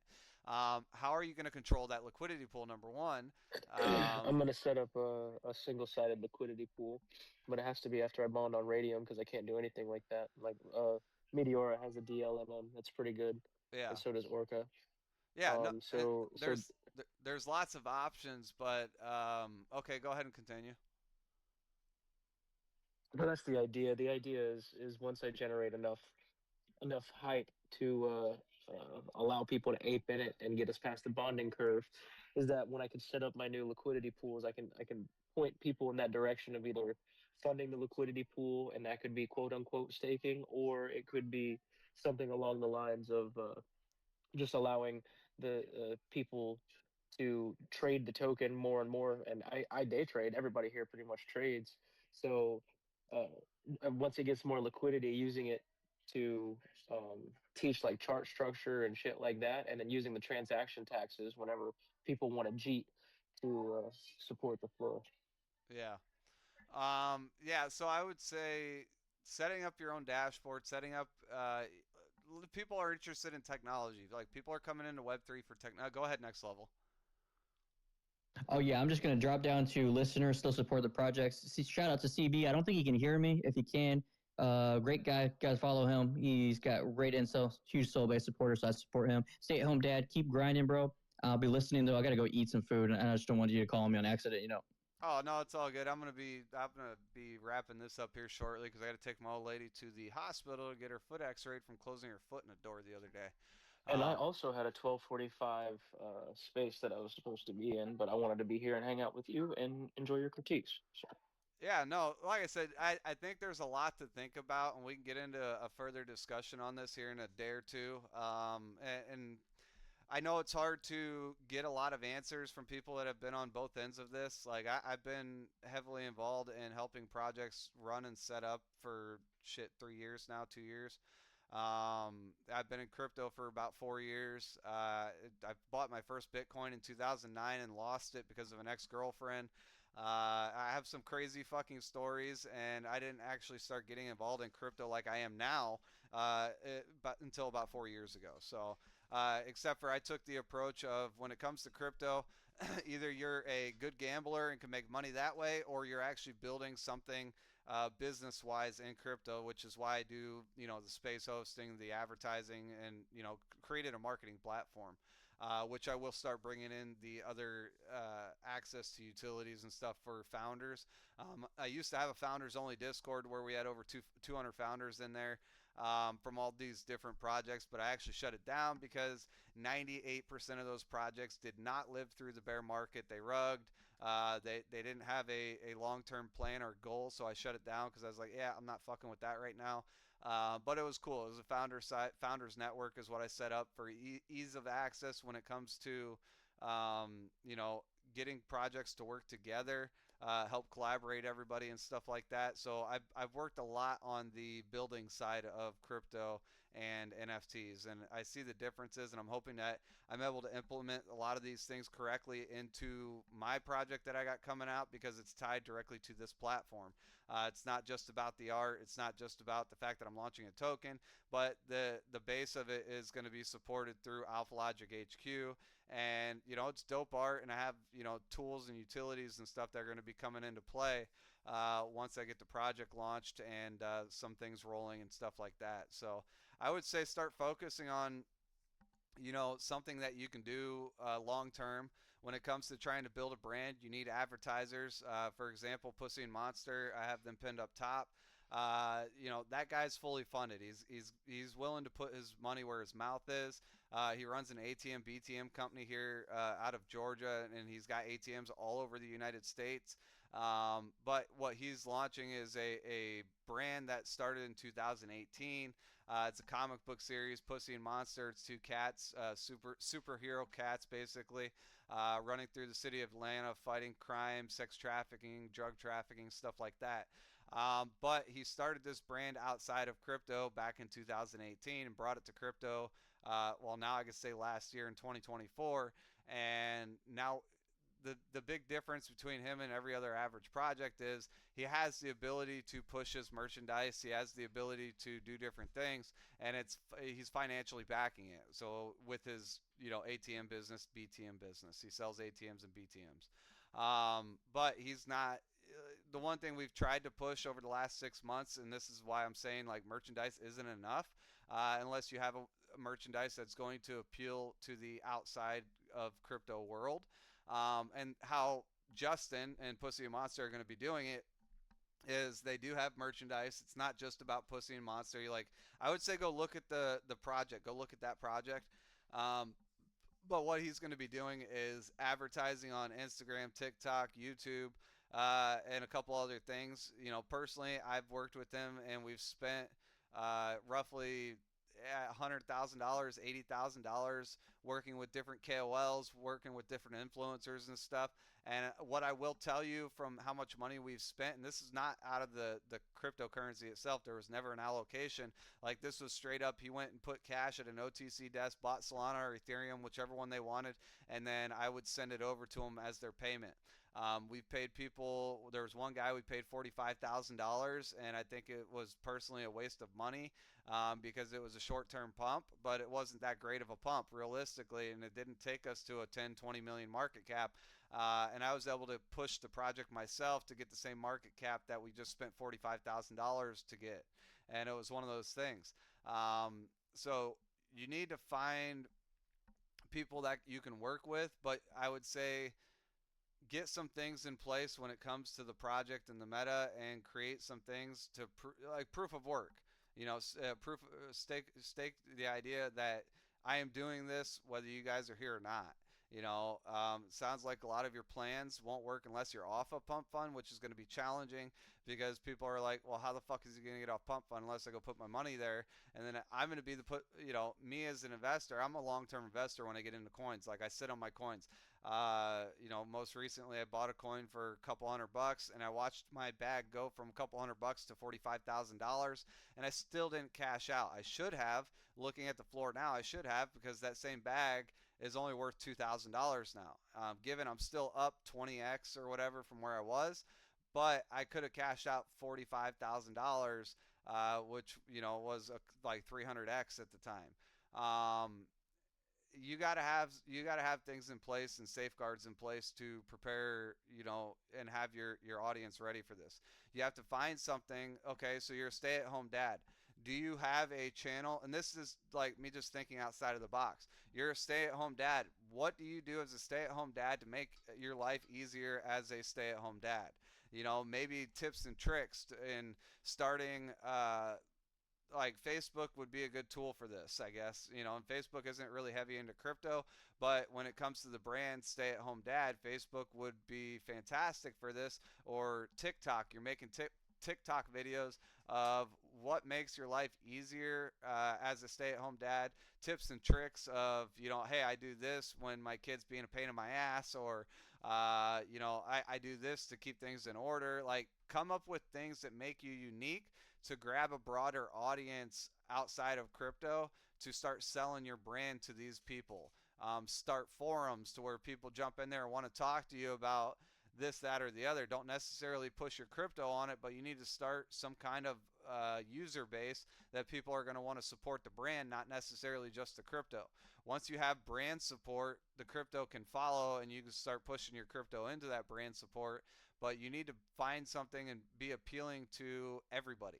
As a stay-at-home dad, you know, hey, there might be certain bottles that you use because your kid likes these nipples on these bottles better to feed off of, or just like Dude, I hate how good of an example that is. That's so good.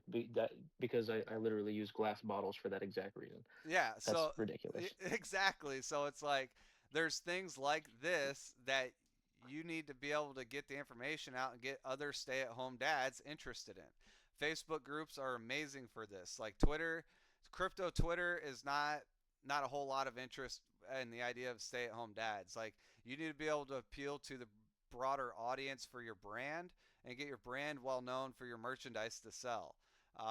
You know, and when it comes to merchandise as a stay-at-home dad, you have glass bottles. Okay, so now you need to start looking at the idea of to appeal to these normies, not crypto Twitter, but to appeal to these normies of I'm releasing my own custom glass bottle, you know, glass bottle with this specific nipple, and then start selling that merchandise to the normies to start generating some kind of income.